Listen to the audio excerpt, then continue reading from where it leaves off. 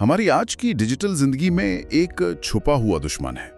एक ऐसा दुश्मन जो हर पल हमारे साथ रहता है, सुबह आंख खुलने से लेकर रात को सोने तक।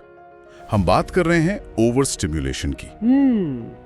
मतलब हमारा दिमाग हर समय इतनी ज्यादा जानकारी, इतना मनोरंजन और ध्यान भटकाने वाली चीजों से घिरा रहता है कि वो एक तरह से थक जाता है, सुस्त हो जाता है। और ये हमला इतना चुपके से होता है ना कि हमें पता भी नहीं चलता।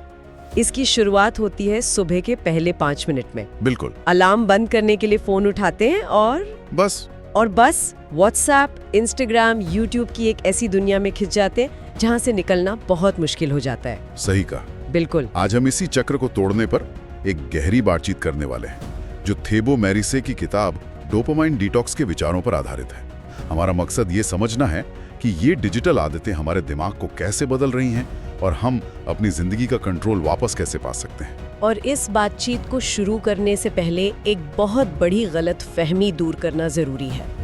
जब हम डोपामाइन की बात करते हैं तो ज्यादातर लोग इसे हैप्पीनेस केमिकल या खुशी का केमिकल समझते हैं, लेकिन ये आधा सच है। अच्छा। असल में ये मोटिवेशन केमिकल है। ये वो केमिकल है जो किसी चीज को देखकर हमारे अंदर एक मजबूत खिंचाव या तलब पैदा करता है।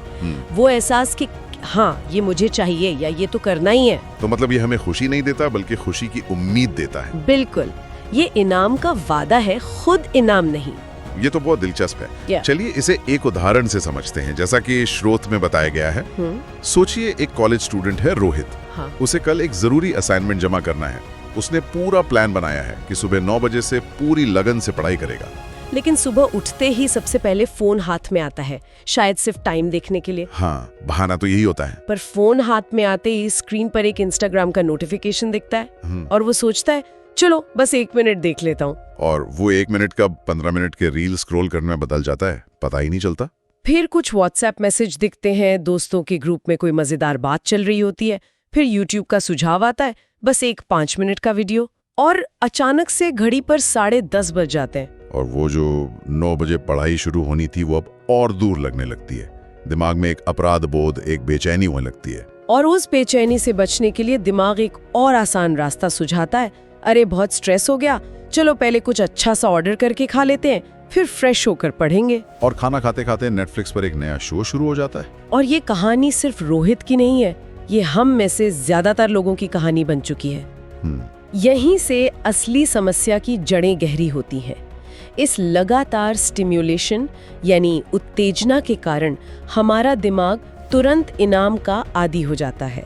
हर नोटिफिकेशन, हर लाइक, हर नई रील या जंक फूड का हर टुकड़ा, ये सब दिमाग को डोपामाइन का एक छोटा सा तेज शॉट देते हैं। तो इसका मतलब ये हुआ कि दिमाग को इतनी जल्दी जल्दी इनाम मिलने की आदत पड़ जाती है कि जिन कामों में मेहनत लगती है, सब्र लगता है, जैसे पढ़ाई करना या कोई नया स्किल सीखना, हाँ, वो उसे बोरिंग लगने लगते हैं। बिल्कुल, क्योंकि उन कामों से वो तुरंत डोपामाइन हिट नहीं मिलता।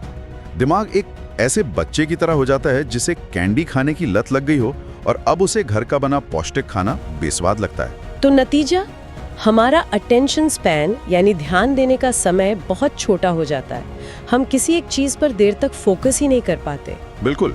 इस ओवर स्टिम्युलेशन का एक और असर जो मुझे स्रोत में बहुत गंभीर लगा, वो है हमारी इच्छा शक्ति, हमारी विल पावर का धीरे धीरे खत्म हो जाना। हाँ, जैसे किसी ने बड़े जोश में गिटार सीखना शुरू किया। पहले दिन बहुत मजा आया, कुछ कॉर्ड्स भी सीख लिए, लेकिन दूसरे दिन थोड़ा मुश्किल लगा, उंगलियों में दर्द हुआ, कॉर्ड्स ठीक से बज नहीं रहे। हाँ।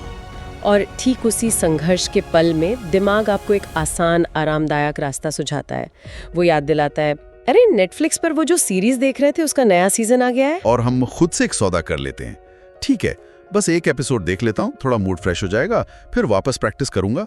लेकिन वो एक एपिसोड कभी एक पर नहीं रुकता और धीरे धीरे गिटार पर धूल जमने लगती है और वो कमरे के किसी कोने में पड़ा रह जाता है।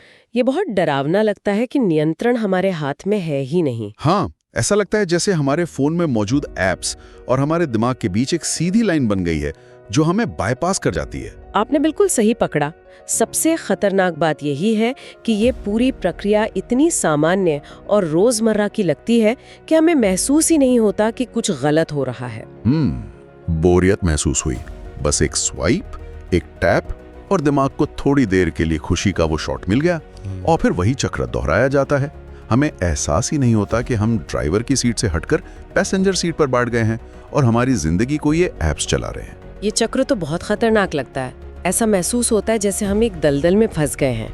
लेकिन क्या इससे बाहर निकलने का कोई रास्ता है? क्योंकि सोशल मीडिया या नेटफ्लिक्स को पूरी तरह छोड़ देना तो आज के दौर में मुमकिन नहीं लगता। और स्रोत भी यही कहता है, समाधान साधु बनना नहीं है, समस्या ऐप्स में नहीं है, समस्या नियंत्रण खो देने में है। तो समाधान है? समाधान है उस नियंत्रण को वापस पाना। और यहीं से डोपामाइन डिटॉक्स की अवधारणा सामने आती है, जो असल में दिमाग के लिए एक रीसेट बटन की तरह है। डिटॉक्स, ये शब्द सुनते ही थोड़ा डर लगता है। ऐसा लगता है जैसे सब कुछ छोड़ना पड़ेगा। नहीं, यहाँ डिटॉक्स का मतलब समझना बहुत जरूरी है। इसका मतलब फोन फेंक देना या गुफा में चले जाना नहीं है। अच्छा। इसका सीधा सा मतलब है दिन के कुछ समय या हफ्ते में एक दिन के लिए जानबूझकर उन सभी हाई डोपामाइन गतिविधियों से एक ब्रेक लेना जो हमें तुरंत संतुष्टि देती हैं। जैसे सोशल मीडिया, लगातार वीडियो देखना, गेमिंग, जंक फूड या बिना मतलब के इंटरनेट सर्फिंग। इसका मकसद दिमाग को भूखा रखना नहीं, बल्कि उसे रीसेट करना है, ताकि वो कम उत्तेजना वाली चीजों को फिर से पसंद करना और उनकी सराहना करना सीखे। चलिए इसे रिया के उदाहरण से समझते हैं जो स्रोत में दिया गया है। रिया का दिन लगातार फोन इस्तेमाल करने से चिंता और फोकस की कमी से भरा हुआ था। सुबह उठते ही फोन, काम के बीच में रील्स, खाने के साथ नेटफ्लिक्स, और रात को बिना फोन के नींद नहीं आती थी। हाँ, तो उसने एक रविवार को डोपामाइन डिटॉक्स करने का फैसला किया। उसने अपना फोन सुबह ही एयरप्लेन मोड पर डाल दिया। और मुझे यकीन है कि शुरुआती कुछ घंटे बहुत मुश्किल रहे होंगे। वो बेचैनी, वो बार बार फोन उठाने की तलब। हाँ, दिमाग का विद्रोह। बिल्कुल, वो अपनी डोपामाइन की खुराक मांग रहा होता है, जो उसे हर कुछ मिनट में मिलती थी। इसे विड्रॉल सिम्टम जैसा ही समझ सकती है। हाँ बिल्कुल। स्रोत बताता है कि शुरुआत में उसे बहुत बेचैनी हुई, चिड़चिड़ापन महसूस हुआ। हर थोड़ी देर में उसका हाथ अनजाने में फोन की तरफ जाता था। लेकिन उसने खुद को रोके रखा। हाँ, उसने सुबह बालकनी में बैठकर बस उगते सूरज को देखा, अपनी पुरानी डायरी निकाली और अपने विचार लिखे।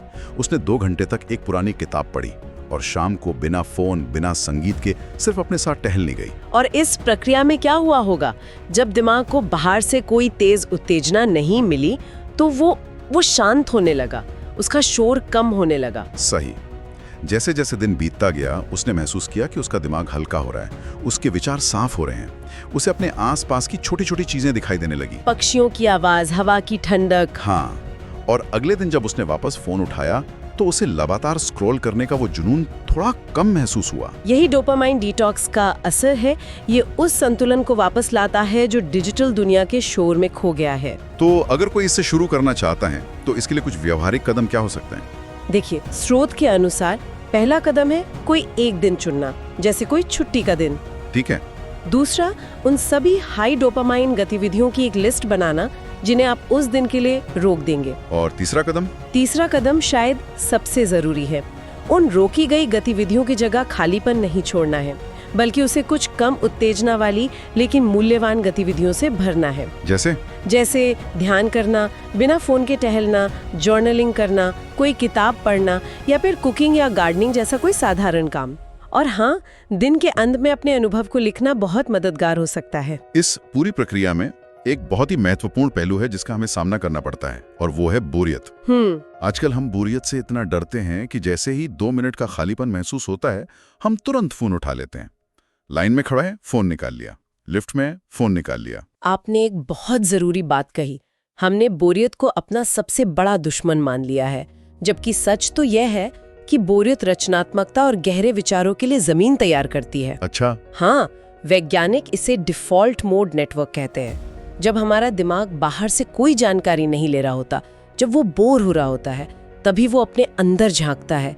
वो पुरानी यादों को जोड़ता है, भविष्य के बारे में सोचता है, समस्याओं के नए हल निकालता है। मतलब आहा वाले पल तभी आते हैं। बिल्कुल, यहीं से असली रचनात्मकता जन्म लेती है। हमने बोरियत को खत्म करके अपने दिमाग के इस सबसे शक्तिशाली मोड को लगभग बंद ही कर दिया है। मतलब बोरियत से भागकर हम असल में खुद से भाग रहे हैं, अपने सबसे मौलिक विचारों से भाग रहे हैं। बिल्कुल। लेकिन रोजमर्रा की जिंदगी में तो ऐसा डिटॉक्स करना मुश्किल है, तो क्या कोई और तरीका भी है? हाँ, और यही पे स्रोत एक बहुत शक्तिशाली तकनीक की बात करता है, जिसे इंटेंशनल रिवॉर्ड सिस्टम कहा जा सकता है। इंटेंशनल रिवॉर्ड सिस्टम यानी जानबूझकर इनाम देने की प्रणाली। हाँ, इसका सिद्धांत बहुत सरल है लेकिन बहुत असरदार है। पहले मेहनत फिर इनाम। ये तो सुना सुना सा लगता है, लेकिन शायद हम इसका मतलब ठीक से नहीं समझते। क्या इसका मतलब ये है कि हमें इनामों को पूरी तरह खत्म नहीं करना चाहिए, बल्कि उन्हें एक हथियार की तरह इस्तेमाल करना चाहिए? बिल्कुल। किताब का तर्क ये है कि लक्ष्य डोपामाइन की तलब को खत्म करना नहीं, बल्कि उसे सही दिशा देना है। अच्छा। हमारा दिमाग हमेशा इनाम खोजेगा, हमें बस उसे ये सिखाना है कि वो मुश्किल काम को पूरा करने के इनाम को उतनी ही शिद्दत से चाहे जितनी शिद्दत से वो एक नए नोटिफिकेशन को चाहता है। तो इसका व्यावहारिक रूप कैसा होगा? जैसे आप खुद से एक डील करते हैं, मैं पहले 30 मिनट बिना किसी भटकाव के पढ़ाई करूंगा, उसके बाद 10 मिनट के लिए इंस्टाग्राम रील्स देखूंगा। या जब तक मैं ये जरूरी ईमेल नहीं लिख लेता, तब तक मैं अपना पसंदीदा शो नहीं देखूंगा। इस तरह से आप इनाम को मेहनत से जोड़ देते हैं। तो धीरे धीरे दिमाग ये सीखने लगता है कि असली संतुष्टि मेहनत के बाद मिलने वाले इनाम में है, मुफ्त में मिलने वाले सुख में नहीं। ये तो पूरे सिस्टम को हैक करने जैसा है। हाँ, और जब ये प्रक्रिया आदत बन जाती है तो इसके फायदे साफ दिखने लगते हैं। आपका ध्यान केंद्रित करने की क्षमता बढ़ जाती है और आपको छोटी छोटी चीजों में, जैसे सुबह की चाय या एक अच्छी किताब में गहरी खुशी मिलने लगती है। और सबसे जरूरी बात, आपको ये महसूस होता है कि आप अपने दिमाग के मालिक हैं, न कि ऐप्स द्वारा इस्तेमाल किए जा रहे एक यूजर। आप फिर से ड्राइवर की सीट पर आ जाते हैं। बिल्कुल। तो आज की हमारी इस पूरी बातचीत का निचोड़ यही है कि डोपामाइन कोई विलन नहीं है। ये एक बहुत शक्तिशाली ऊर्जा है जो हमें आगे बढ़ने के लिए प्रेरित करती है। चुनाव पूरी तरह से हमारे हाथ में है कि हम इस ऊर्जा का इस्तेमाल तुरंत मिलने वाले छोटे छोटे सुखों के लिए करते हैं या फिर लंबे समय तक टिकने वाली सार्थक संतुष्टि के लिए। हर दिन, हर पल जब हम अपना फोन उठाते हैं तो ये चुनाव हमारे हाथ में होता है। तो आज की इस बातचीत से एक एक्शन पॉइंट ये हो सकता है कि हम सभी इस पर विचार करें कि हम अपने लिए क्या चुनते हैं, और इस एक वाक्य को अपने मन में दोहराएं। मैं ध्यान भटकाने वाली चीजों के बजाय फोकस को चुनता हूँ या चुनती हूँ। हाँ, ये सिर्फ एक वाक्य नहीं है, ये एक फैसला है जो हमें हर दिन हर पल लेना है। ये हमारे ध्यान और ऊर्जा पर हमारा अधिकार वापस लेने का एक संज्ञान है। और मैं इस चर्चा को एक विचार उत्तेजक प्रश्न के साथ समाप्त करना चाहूंगी। ये शोध हमें डिजिटल जीवन पर नियंत्रण पाने के तरीके बताता है, पर क्या ये डिटॉक्स हमें अपने व्यक्तित्व के उन हिस्सों को फिर से खोजने में भी मदद कर सकता है जो डिजिटल दुनिया के लगातार शोर में कहीं दब गए हैं? उस शांति और खामोशी में जब कोई बाहरी आवाज नहीं होती, तो किसी को अपने अंदर की कौन सी आवाज सुनाई दे सकती है?